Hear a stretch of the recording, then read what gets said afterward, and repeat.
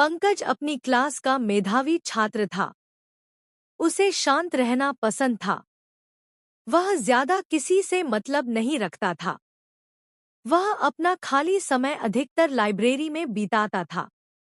उसी क्लास में नेहा भी पढ़ती थी। पंकज की तरह नेहा भी ज्यादा किसी से लगाव नहीं रखती थी। कॉलेज में फ्रेशर पार्टी होने वाली थी। टीचर ने सभी बच्चों को पार्टिसिपेट करने के लिए कहा। पंकज और नेहा एक ग्रुप में थे।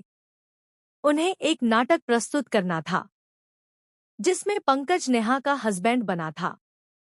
नाटक बहुत अच्छे से बीता। बच्चों और टीचर को पंकज और नेहा का किरदार खूब पसंद आया। अगले दिन क्लासरूम में पंकज और नेहा एक दूसरे को देखकर हल्की सी स्माइल पास किए।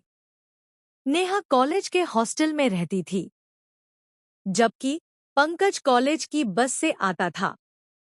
एक दिन मौसम खराब होने के कारण कुछ टीचर कॉलेज नहीं आ सके, जिसके कारण लंच के बाद बच्चों को लाइब्रेरी में पढ़ाई करने के लिए कहा गया।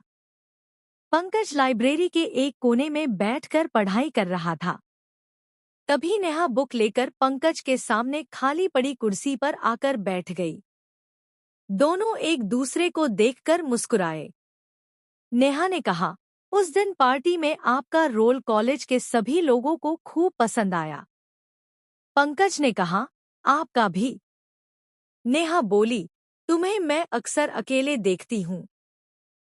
तुम्हारी अन्य बच्चों के साथ दोस्ती क्यों नहीं है? पंकज ने कहा, आज तक मुझे मेरी सोच का दोस्त ही नहीं मिला। नेहा ने कहा, अच्छा तो ये बात है। पंकज ने कहा, हाँ। दोनों तेजी से हंस पड़े। नेहा बुक से देखकर कॉपी में कुछ लिखने लगी। पंकज भी अपनी पढ़ाई में व्यस्त हो गया। कुछ समय बाद नेहा ने बहुत हिम्मत करके अपनी कॉपी पंकज की तरफ बढ़ाते हुए पूछा, इस प्रश्न का जवाब क्या होगा? पंकज ने पेज पलट कर देखा। कॉपी में लिखा था, क्या तुम मुझसे दोस्ती करोगे? पंकज को नेहा उसी दिन पसंद आ गई थी, जब दोनों ने नाटक में भाग लिया था। पंकज ने अपना पेन निकालकर बड़ी लंबी चौड़ी बात लिखी, नेहा, तुम मुझे फ्रेशर पार्टी में ही पसंद आ गई थी, मगर मैं तुमसे अभी तक अपनी दिल की बात नहीं कह सका। लेकिन क्या तुम सच में मुझसे प्यार करती हो? लिखकर कॉपी को नेहा की तरफ बढ़ा दिया। नेहा ने जवाब में लिखा, पंकज, मुझे भी उसी दिन से लगने लगा था कि तुम मेरे दोस्त बन चुके हो। मैं सच में तुमसे दोस्ती करना चाहती हूँ। पंकज ने फिर लिखा, तो कैंटीन चले। नेहा ने मुस्कुराकर सिर हिला दिया। दोनों ने कैंटीन में एक दूसरे को चॉकलेट देकर अपने प्यार का इजहार कर दिया। नेहा पंकज के पास बैठी थी। मौका देखकर पंकज ने नेहा के सिर पर हल्का सा किस किया। नेहा ने भी पंकज को कसकर हग कर लिया। दोनों उस दिन से एक साथ रहने लगे। दोनों की दोस्ती धीरे धीरे बढ़ती जा रही थी। क्लास के और कुछ दोस्तों को भी पता चल गया कि पंकज और नेहा बहुत अच्छे दोस्त हैं। पंकज अब नेहा के बारे में सोचता रहता था।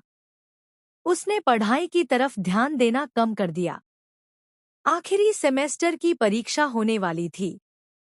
नेहा ने कहा, हम दोनों एक ही कंपनी में जॉब ज्वाइन करेंगे और एक साथ ही रहेंगे। पंकज भी इस बात से सहमत था। दोनों का सिलेक्शन भी एक अच्छी कंपनी में हो गया था। परीक्षा होने के बाद दोनों को कंपनी ज्वाइन करनी थी।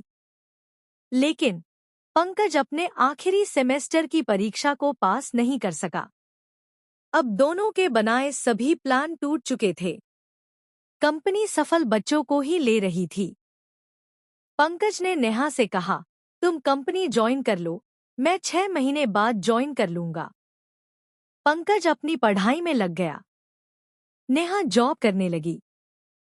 कुछ महीनों बाद जब पंकज ने नेहा से बात करने के लिए फोन किया तो नेहा ने यह कहकर बात करने से मना कर दिया कि इस बार भी तुम फेल न हो जाओ, ज्यादा बात मत करो।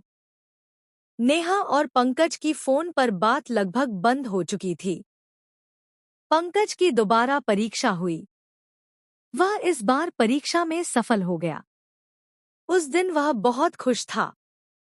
यह बात बताने के लिए उसने नेहा को फोन किया, लेकिन उसका फोन स्विच ऑफ था। पंकज ने सोचा कोई बात नहीं, क्या पता नेहा कंपनी में हो या फिर उसके फोन की बैटरी खत्म हो चुकी हो।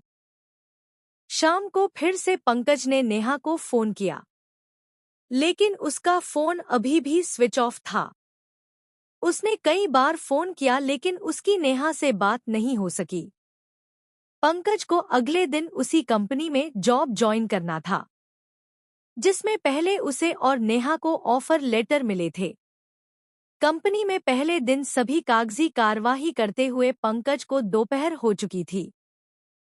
कंपनी के मैनेजर ने कहा, पंकज, कैंटीन में जाकर लंच कर लो। लंच के बाद फिर यहीं मिलते हैं। फिर तुम्हें ट्रेनिंग देता हूँ। पंकज कैंटीन में पहुंचा और जो देखा तो उसके पैरों तले जमीन खिसक गई। नेहा उसकी कॉलेज फ्रेंड किसी हैंडसम लड़के के साथ हंसते हुए एक थाली में खाना खा रही थी। दोनों बहुत खुश नजर आ रहे थे। पंकज नेहा के पीछे वाली टेबल पर बैठकर लंच करने लगा। नेहा की बातों को सुनकर पंकज को समझ आ गया कि हो न हो यह उसका बॉयफ्रेंड है। तभी नेहा का फोन बजता है। उधर से आवाज आई, तुमने अपना पुराना नंबर क्यों बंद कर दिया?